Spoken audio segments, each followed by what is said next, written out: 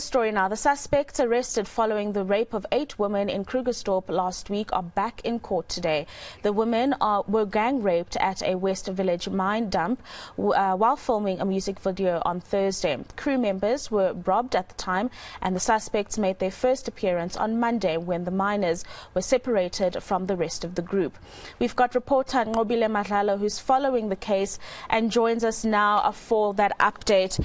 Thank you very much for your time this afternoon, Nqobile. Maybe if you could just start by giving us a sense of how court proceedings went today and the way forward that the court envisions this particular case will take.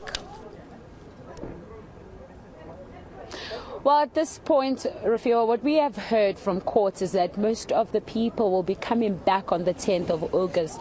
Now, you'll remember that when the court started on Monday, there was about 61 adults, and we understand there were about 20 minors. So now the 61 people appeared for the second time, suspects appeared for the second time, and we understand that they're still facing the charge of being illegally in the country.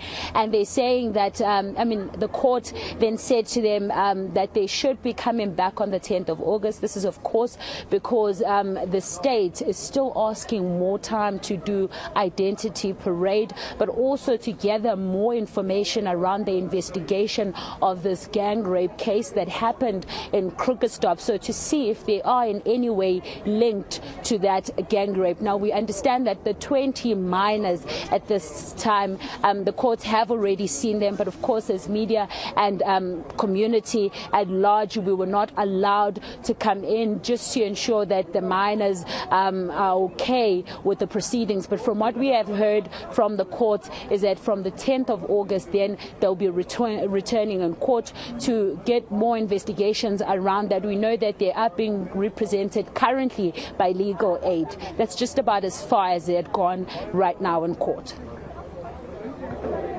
This thing does not just affect black people who are in townships. It affects every South African.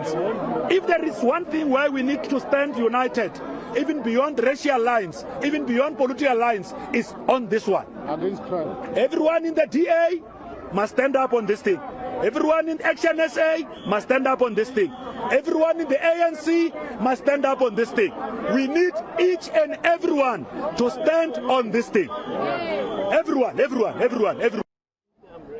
No, it's fine.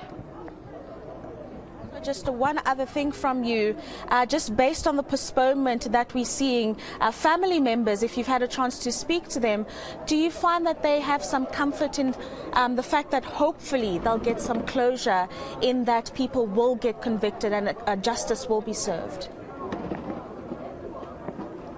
Well, at this point, Rafia, from what we have heard, and this is just information that has come in, of course, yet to be confirmed. From what we understand is that the officials have been visiting these communities as well as family members. We haven't yet had any contact. We were asked by the minister to just steer clear of the families for now, because he said a lot of people have been traumatized. But from what we have heard from the people that have gone to see them is that at this point, everybody's just asking for justice. Political parties, activist groups, the communities that we have gone to visit who are directly affected by the illegal mining as well as crime in the area, they just want justice all to be the last thing that happens in here. Now, we know that a lot of parties have gathered outside here, Rafia, and a lot of it, having spoken to some of the community leaders, what they have said to us is that as much as they do understand the kind of supports that you see here, and they do appreciate it, but what they want to see